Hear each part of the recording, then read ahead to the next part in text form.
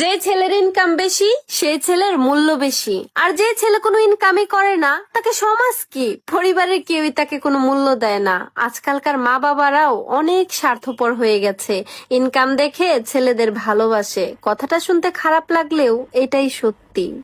সবাই কয় নদীর পানি ঘোলা ভালো, জাতের মেয়ে কালা ভালো। আচ্ছা, নদীর পানি ঘুলাইলে তো কেউই ওইটার মধ্যে নামবে চায় না, আর মাইয়া যদি কালা হয় তাহলে তো কেউ বিয়েই করবে চায় না। ওইটা তাহলে ভালো হইলো কেমনে?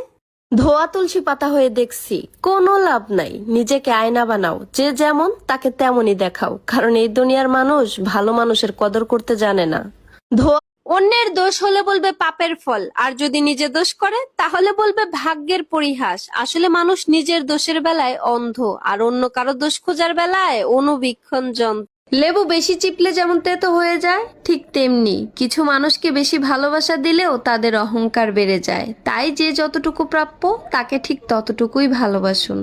ড্রেনের নোংরা পানিকে যদি আপনি হাজারটা ফিল্টার দিয়েও পরিষ্কার করেন তারপরেও খেতে পারবেন না, ঠিক তেমনি কিছু কিছু মানুষকে হাজারো ভালোবাসার পরেও ভালো করা যায় না। কিছু পাবলিক আবেগের ঠেলায় কয় কি যে থাকার সে এমনিই থাকবো। আরে ভাই, যত্ন না নিলে তো একটা গাছও মইরা যায়। সেখানে আমরা তো ভাই মাইয়া মানুষ, তুমি থাকতে যত্ন নিবা না, ভালোবাসবা না, গুরুত্ব দিবা না, আর চইলা গেলেই বলবা বেঈমান। শাড়ির আসলে যদি আগুন লাগে তাহলে শাড়ি খুললেও বিপদ, না খুললেও বিপদ। কারণ শাড়ি খুললে ইজ্জত যাইবো, আর না খুললে জীবন যাইবো। ঠিক তেমনি আমাগো আশেপাশে কিছু আত্মীয় স্বজন আছে যাদের সাথে সম্পর্ক রাখলেও বিপদ, না রাখলেও বিপদ।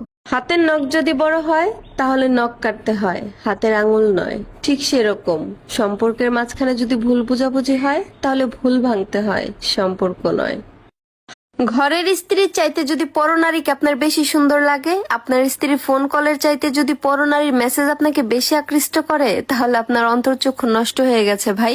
কারণ আপনি হালাল খাবার রেখে হারামের দিকে একটু বেশি ঝুঁকে পড়েন।